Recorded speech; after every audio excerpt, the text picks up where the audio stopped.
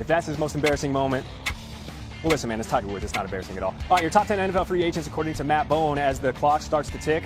T. Higgins leads the way after posting a career-best 10 touchdown catches last season, opposite of Cincinnati Triple Crown winner in Jamar Chase. Sam Darnold, the top quarterback listed after tossing 35 touchdowns last season. And what about Super Bowl standouts from the Eagles D-line who got after Patrick Mahomes relentlessly? Josh Sweat, Milton Williams are also about to hit the open market.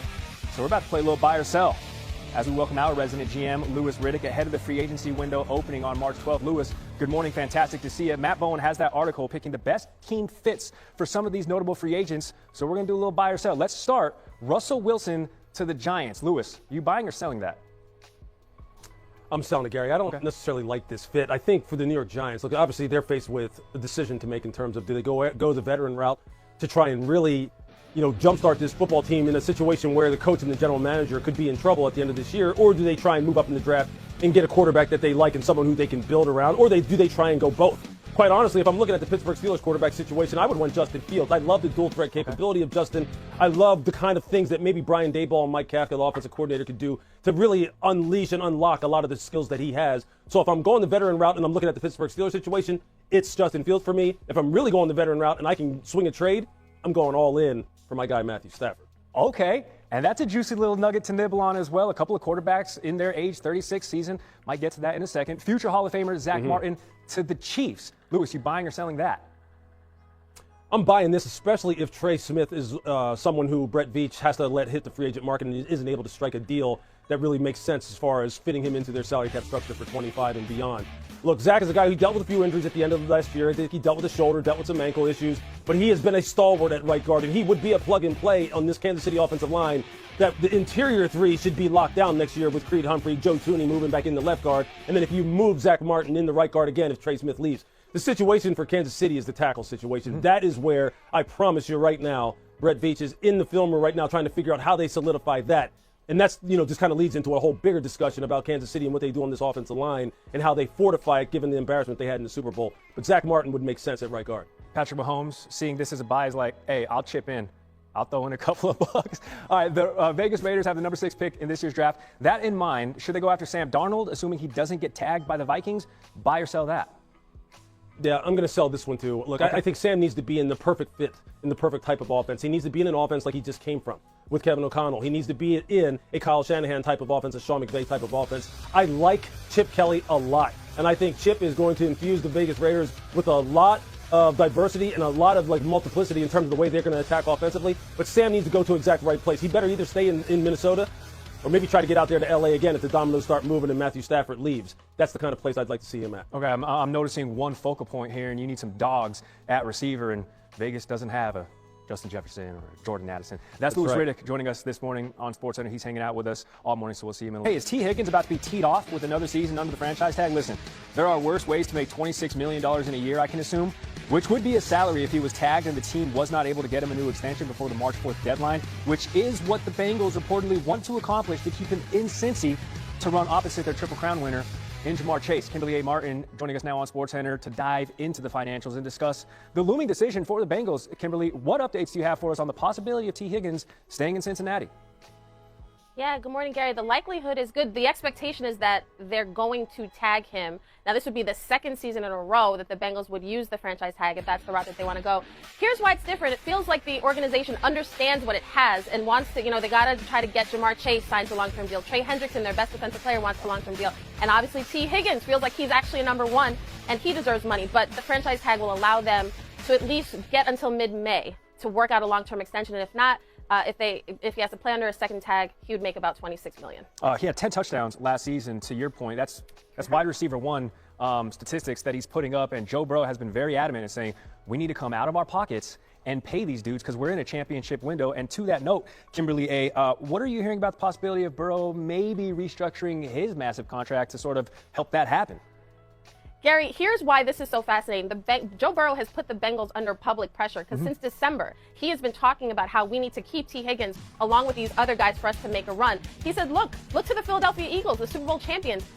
They're playing by some sort of rules. They're figuring out how to have a lot of high talented guys paid to high contracts. So whatever they're doing, if it means having to defer some of my money to later, converting some of it into a signing bonus, deferred so I take later more money later on, then great. I think Joe is sort of like, whatever we need to do to keep these guys, that is what we need to do. 5 years left on his current deal. Does Joe Burrow have? His cap rises from 29.7 to 46.3 million next season. That's the sixth highest.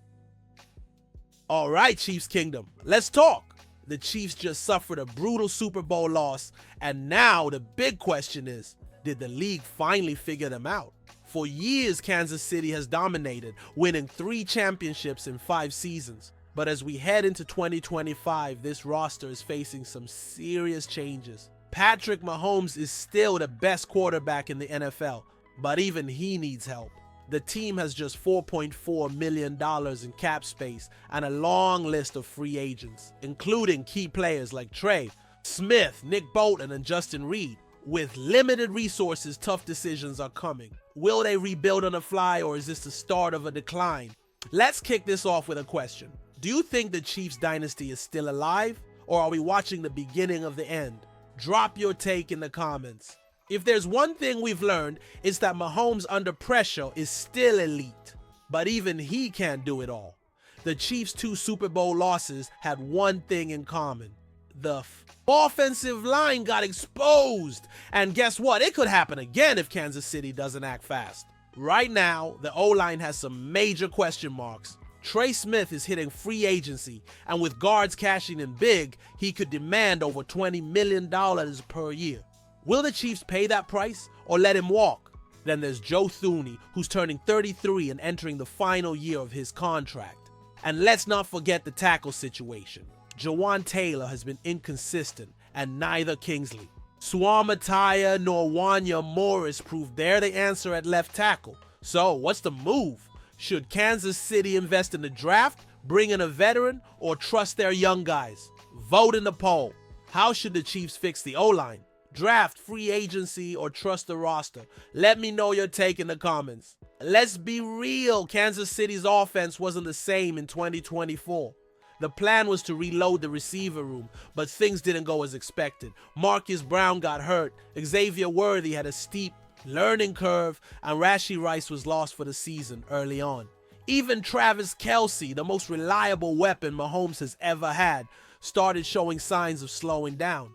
Now, the Chiefs have a decision to make. Brown, Hopkins, Juju, and Watson are all free agents. Do they run it back with Rice and Worthy leading the charge? Or is it time to go after a true WR1? Someone who can win one-on-one matchups like Tyreek Hill used to.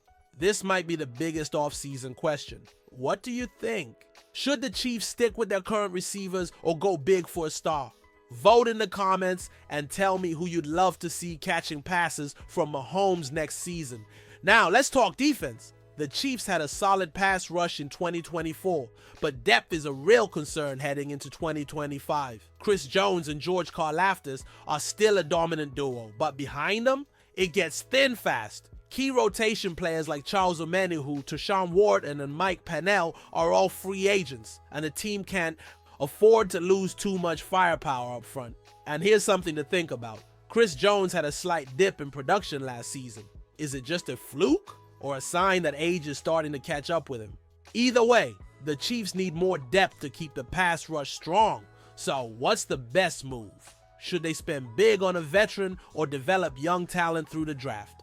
Drop your thoughts in the comments. What's the biggest defensive priority for the Chiefs this offseason? All right, Chiefs Kingdom, here's the big question. Can this team stay on top?